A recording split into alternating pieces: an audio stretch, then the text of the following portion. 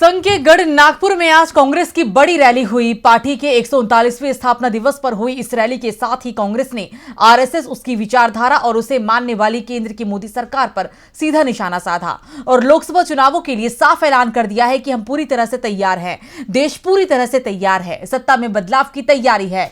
तो क्या हुआ है रैली में खास, देखिए रिपोर्ट। कांग्रेस ने बीजेपी को उसके सबसे मजबूत गढ़ से ही चुनौती दी है।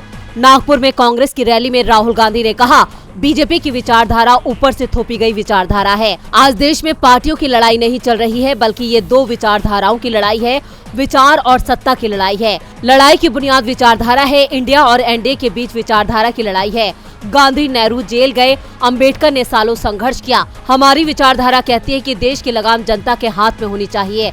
देश को जैसे पहले राजा चलाते थे वैसे नहीं चलाया जाना चाहिए। कांग्रेस नेता ने कहा कि कांग्रेस ने आजादी की लड़ाई लड़ी, देश की आम जनता ने आजादी की लड़ाई लड़ी थी, राजाओं ने नहीं लड़ी थी। उनकी पार्टनरशिप तो अंग्रेजों के साथ थी।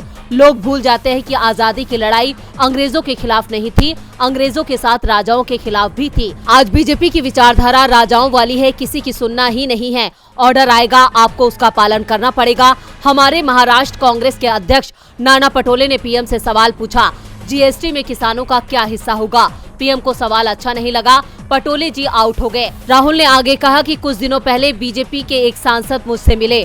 उन्होंने मुझसे कहा कि बीजेपी में गुलामी चलती है, जो ऊपर से कहा जाता है वो बिना सोचे समझे करना पड़ता है।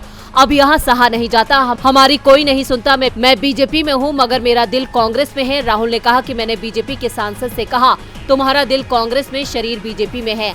मतलब देश शरीर को कांग्रेस में लाने से लड़ रहा है। रैली में कांग्रेस अध्यक्ष मल्लिकार्जुन खड़गे ने कहा, आरएसएस यही नागपुर से पैदा हुई और यही आज देश को बर्बाद कर रही है। मोदी आरएसएस का झंडा लेकर आगे चल रहे हैं। पिछले 10 साल में बीजेपी और आरएसएस ने देश को तंग किया है। संघ की सरकार को नहीं रोका तो देश में लोकतंत्र खत्म हो जाएगा। डीबी लाइव की रिपोर्ट।